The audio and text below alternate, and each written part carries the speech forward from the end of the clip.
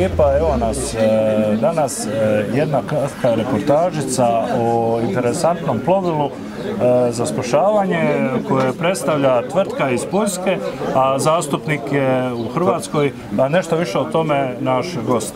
Pa evo, objasnite nešto, to smo u Opatiji, je izložen to na stručnom skupu 17. stručnom skupu vatrogasaca, nešto više o ovome plovilu.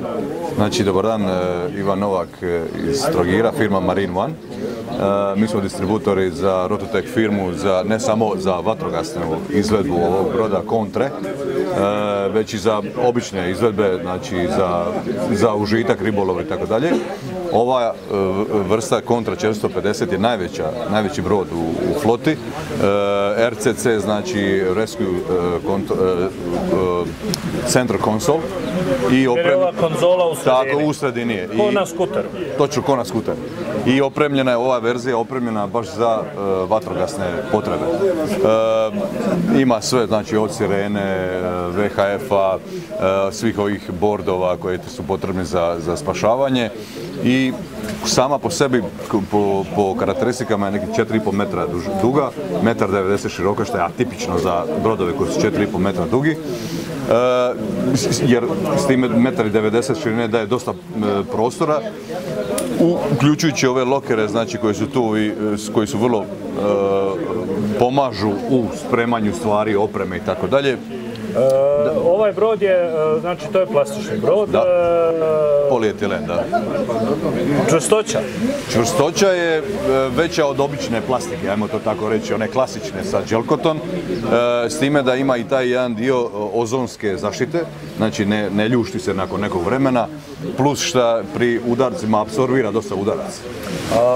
Interesantno je, u jednom vašem promotivnom videu se može vidjeti kako taj brod čak i lomi led. Lomi led sa svojom težinom. Koja je debljina? Pa debljina je bila negdje oko 5-6 cm, to je bilo na jezeru u Poljskoj. Ali svakako, znači samo nasjedanjem sa ovim, kako mi zovemo, sa sjekirom, znači ovim prednjim dijelom trupa, je bez problema prolazila, imamo baš video na Facebooku. Da. Odličan brod, hvala vam na prezentaciji. Nadam se da ćete možda napraviti dobru trgovinu, prodati dosta komada u Hrvatskoj.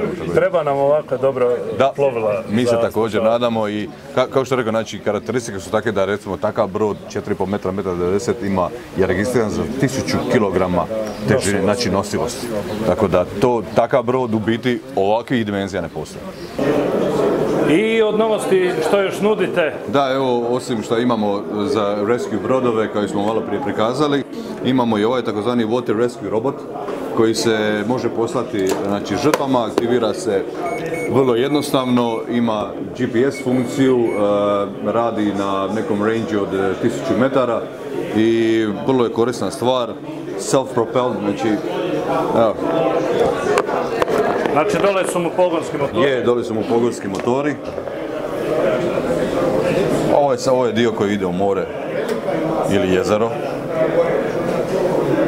Tako da vrlo zanimljiva stvar koja može pomoći kod spašavanja i traganja ljudi na moru i jezerima. Znači, daljinskim upravljačkom stanicom se pošalje ovo do utopljenika, odnosno do osobe koja vodi i ono dođe tamo, on se uhvati i dopremi ga nazad. Točno. Odlično. Eto, hvala vam puno što ste nam isprezentirali i brod i ovo. Nadamo se da se vidimo negdje drugdje na nekom sajmu. Do tada puno pozdrava. Također. Vidimo se. Lijep pozdrav.